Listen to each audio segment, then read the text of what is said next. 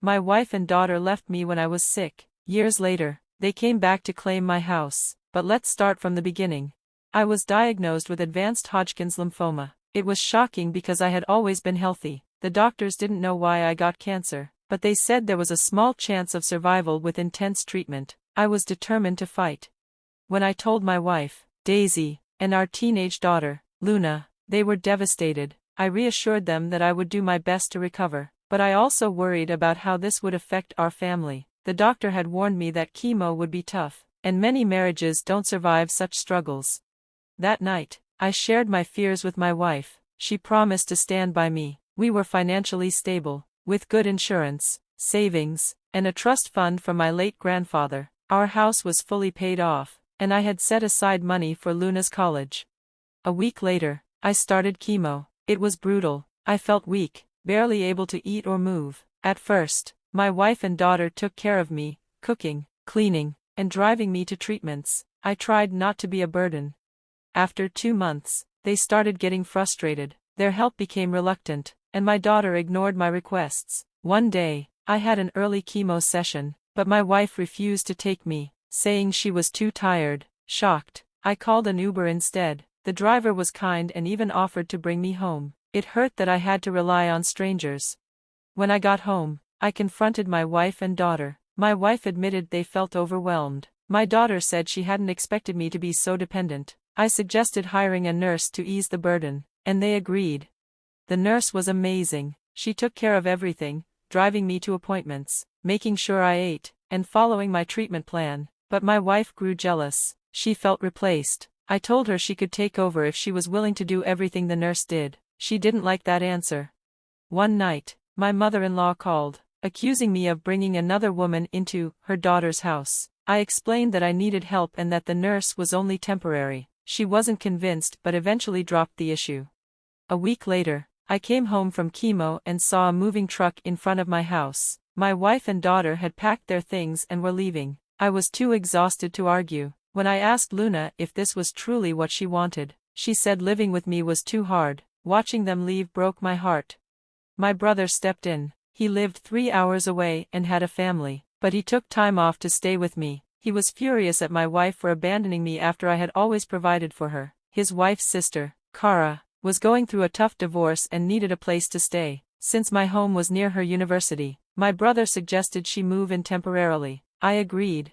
When Kara arrived, she was kind and considerate. She helped with groceries and cleaning and never complained. Meanwhile, my wife and daughter never called or checked on me.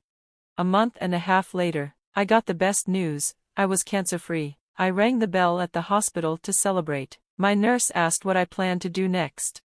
6 months later, I was officially cancer-free and ready to move on. My old job offered to rehire me for remote work, and I planned to take the offer since I wanted to move away. My house held too many painful memories. I wanted a fresh start somewhere smaller and quieter. My wife didn't know it yet, but I planned to give the house to Kara. She had been kind to me when I was at my lowest. Even though we were barely friends, she could sell it if she wanted. I didn't care, as long as my ex-wife and daughter couldn't claim it. I was moving to a peaceful countryside neighborhood, excited for a new beginning. Update 1. Hey, wife and daughter, it's been over a year since my diagnosis. I've settled into my new home and made friends with my neighbors. One of them, Sophia, is a widow who lives alone. We got to talking one evening, and she shared her story of losing her husband to lung cancer. She also mentioned how important life insurance had been for her family's stability. During our chat, I told her about my wife and daughter abandoning me. I still hadn't heard from them, but I had made peace with it. Instead, I had been keeping busy with new hobbies, especially woodworking.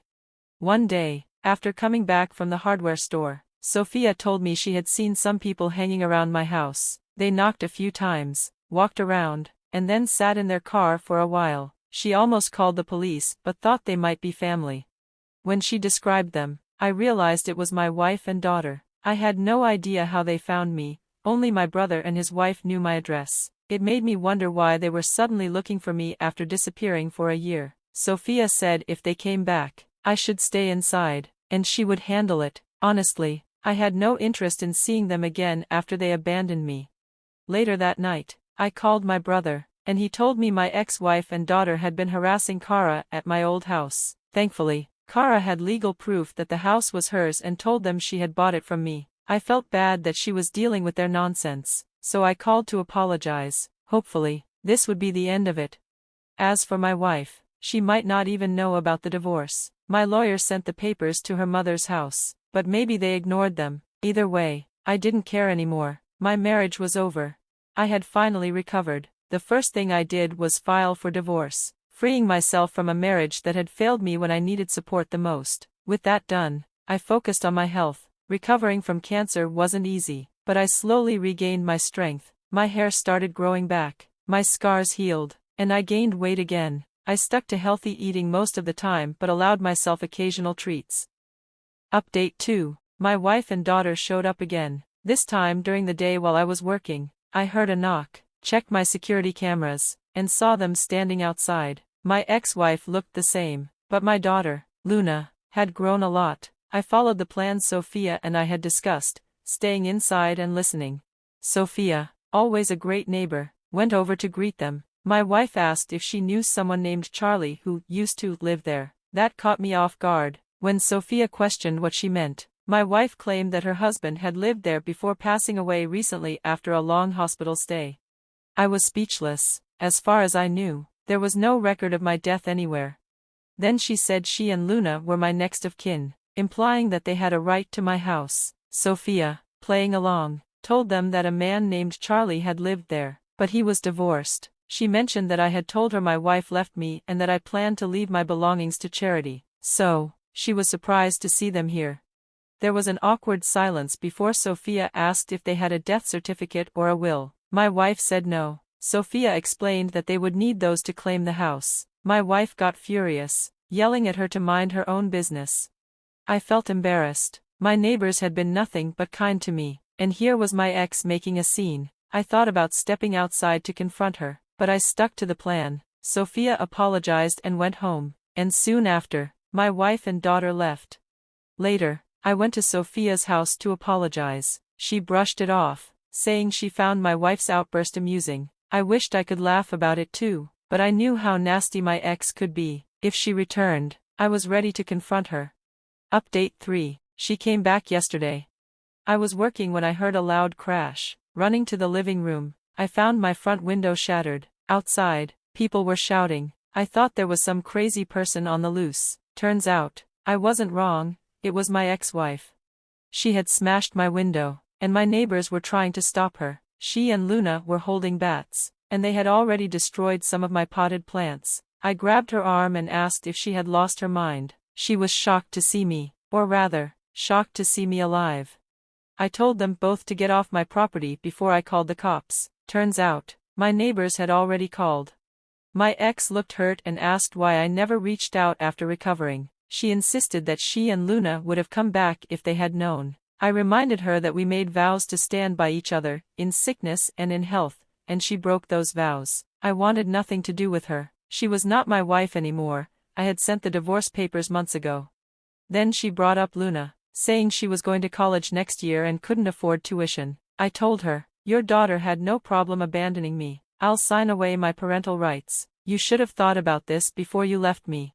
That made my ex furious. She called me selfish and heartless. I laughed and told her she was the last person who should be calling anyone selfish. I said I would make sure she never got another cent from me. That's when she swung at me with her bat, right as the cops arrived. She and Luna were arrested on the spot.